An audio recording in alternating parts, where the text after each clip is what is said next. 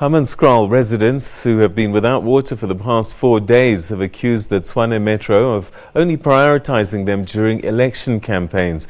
Residents say that they've often received undrinkable water from the municipality, and now complete water cuts have exacerbated an already desperate situation.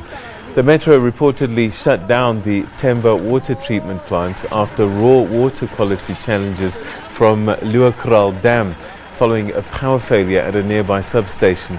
The Metro says that the water should be restored in the next 7 days. Well, for more on that, we're now joined by our reporter who's been following the story, Ofentse Setimo, who's in our Pretoria studios. Ofentse, thanks very much indeed for joining us. Today is day 4, I believe. Take us through the situation on the ground in Hammanskraal.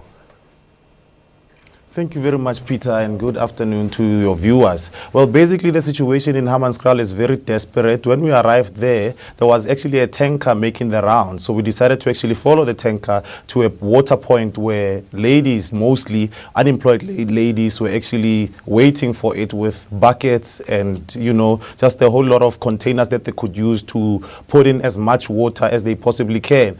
And according to the residents, they are saying that when the water cut happened, it happened instantly without any information coming through to tell them that they must prepare or fill up whatever they can fill up, so that when the time comes, then they would be ready. You see, so they were complaining that mostly during election campaigns, there would be loud hailers, and then, you know, the officials would make it clear that, you know, they would get the people to rally behind the elections. But in a desperate situation where water is very scarce, communication is very minimal. So they were very dissatisfied with the way the municipality has handled the situation. All right, remind us again, just what caused this situation? How did we get to this point?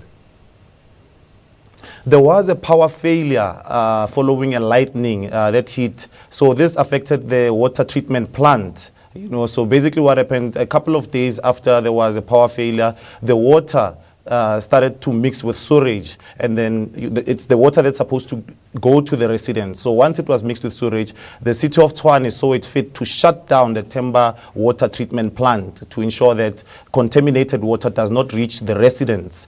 But since then, they've been working around the clock to make sure that they get rid of the water that's contaminated in the system before they can open it up. That's why they said probably after 7 to 10 days, the water treatment plant should be operational again. What are the authorities saying in terms of the kind of relief that they can give to residents and managing the situation? The officials, as you mentioned earlier, they are meeting with the minister to try and come up with a plan. Basically, I believe that they were briefing the minister. As you know, over the weekend, we did another story where Lodium residents were without water, and this was during their Diwali celebration, which were actually hampered. So today, I mean, yes, when we spoke to the MMC for utility services, he actually mentioned that he's going to meet with the minister and they're going to forge a way forward as to how they will tackle the situation of the water on the ground. But it was exacerbated by the fact that Rand Water actually reduced the supply, because they were saying because of the heat wave, people were using a lot. So they decided to restrict water to certain municipalities. And just how difficult is it for the residents? Because I would imagine, you know, especially mothers with babies and children, water becomes more than just an essential commodity.